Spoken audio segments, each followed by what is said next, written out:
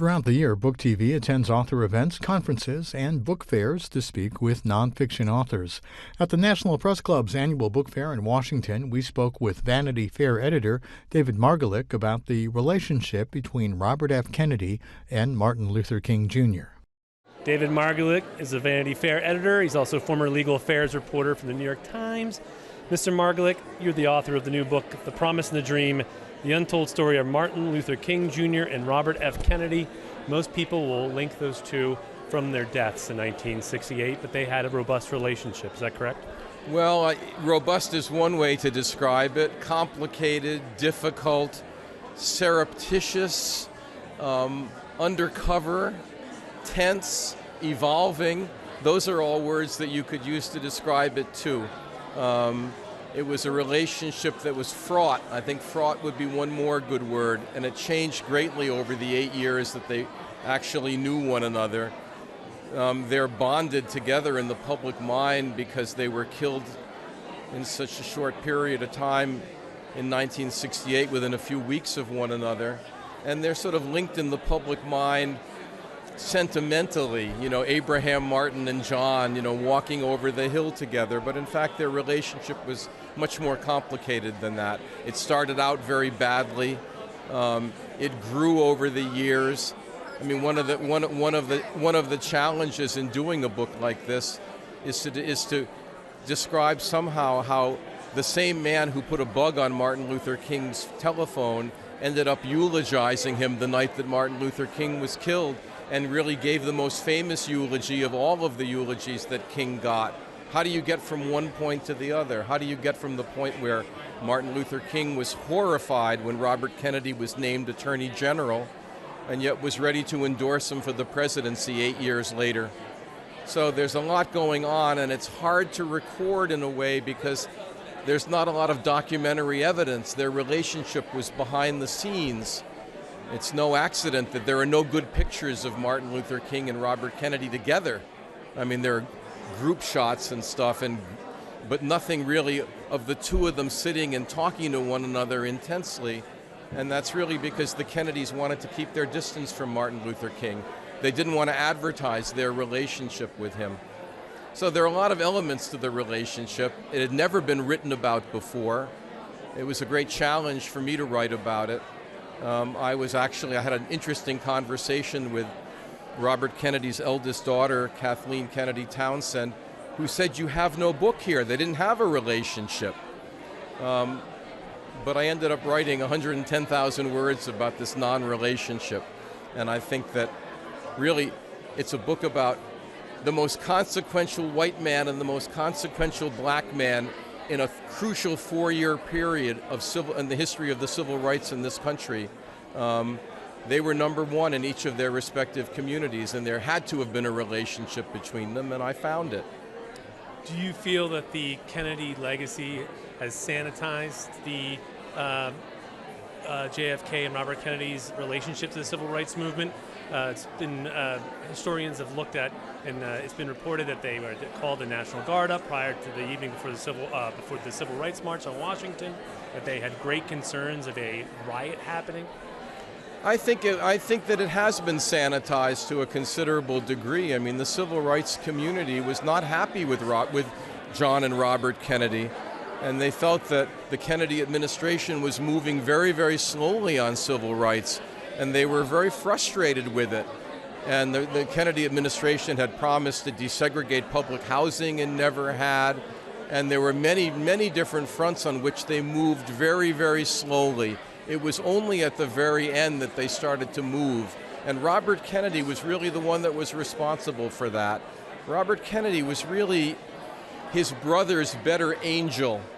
And when John Kennedy gave his famous speech after the Birmingham protests calling for the enactment of civil rights legislation, a speech that I well remember. I was 11 years old, and I watched it again when I was writing this book, and it brings tears to your eyes to see John F. Kennedy getting on television, finally calling for the enactment of a civil rights bill. I mean, it was slow in coming, and it was really at Robert Kennedy's insistence that John Kennedy made that speech. And that was part of Robert Kennedy's power. I mean, that's why arguably Robert Kennedy was a more important figure in the history of civil rights than John Kennedy was. I went to the memorial service for Robert Kennedy on the 50th anniversary. The family held this ceremony at Arlington, and there were 4,000 or 5,000 people there. And it was just the most extraordinary thing. I don't think there's another figure in American history in the last several decades who could have attracted a crowd like that. 5,000 people commemorating Robert Kennedy. Even John Kennedy couldn't have attracted a crowd like that now. In that sense, Robert Kennedy has really emerged arguably as a more important figure than his older brother. Talk about surreptitious meetings that MLK and RFK had. I believe they had one meeting especially where Robert Kennedy had asked Martin Luther King to bring other members of the civil rights movement, luminaries, together to speak to him. And he was shocked at how they spoke to him. Well, that's a very interesting story. Actually, King was not there, but that was, Robert Kennedy. Robert Kennedy is a complicated guy, and on the one hand, he hated to be called a liberal, and he hated to think that he was some squishy, soft, sentimental guy, and he felt that blacks were not entitled to any kind of special treatment, and that he'd grown up in a household where civil rights had never been discussed, and he sort of was proud of all of that. And yet he was very curious about what black America was thinking, and he wanted to exchange ideas. He was open-minded in his own way. And so he met with James Baldwin, and he asked James Baldwin to organize a meeting where he could exchange ideas with black intellectuals. And Baldwin arranged for several of them to meet at Old Man Kennedy, Joe Kennedy's apartment in Manhattan. And Lorraine Hansberry was there, Harry Belafonte was there, various other members of the black intelligentsia were at this meeting. And they all started dumping on Robert Kennedy. Robert Kennedy thought he would go there and they would all sort of praise him for what the Kennedy administration was doing. And triggered by remarks of Jerome Smith, who had been a freedom rider and had been beaten very badly in the South and was in New York getting treatment and had been invited to this meeting. And he got up and said to Robert Kennedy, listen, you're talking about all the great things that you're doing for us. Our people are getting beaten in the South, and including me, and you people, and you're not doing anything to protect us. And everybody instantly got on his side and started dumping on Robert Kennedy. And Robert Kennedy was absolutely shocked. He never expected any of this. And afterwards, he was very bitter about it. And he made very personal ad hominem comments about various people who were at the meeting. And he said, why do I even care about them? They're not speaking for the black community. They're married to whites, as if that would somehow disqualify whatever they were saying. And he made a homophobic comment about James Baldwin. He was very bitter about it all. But as I say, he was a complicated guy, and something about that conversation sunk in with him. He absorbed it and he sort of processed it. And it was a few weeks after that he convinced his brother to introduce civil rights legislation. And that's part of the fascination of the man, that he was open-minded in his own way. He was fighting his own instincts in a way, and he was quite capable of changing, and he did change very dramatically.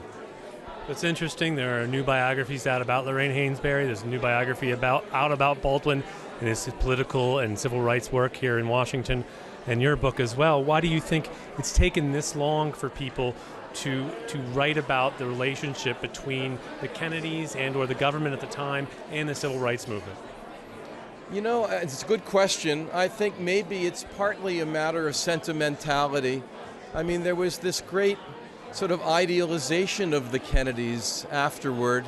I mean, this is why Robert Kennedy, I think, was so popular in the black community. It wasn't because they instinctively loved him. They didn't love him. And particularly people like King. As I said, King was horrified when Robert Kennedy was made Attorney General, because Robert Kennedy had been associated with Joe McCarthy. And Robert Kennedy had been thought of as an anti-union person. It's actually a dimension that I hadn't realized until I started writing the book, that white liberals loathed Joe McCarthy for one reason, but black progressives and black civil rights leaders loathed him for another. To them, anti-communism had an additional dimension to it.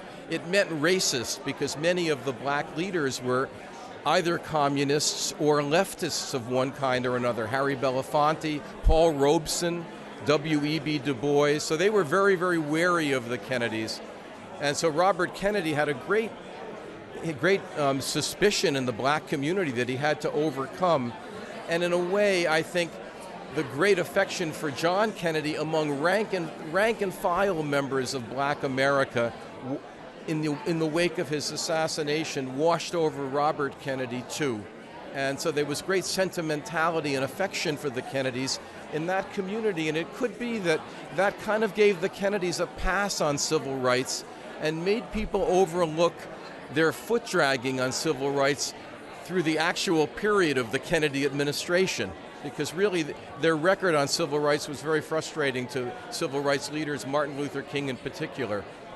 If RFK was a ambassador for JFK, could you say that Bayard Rustin was an ambassador for Martin Luther King?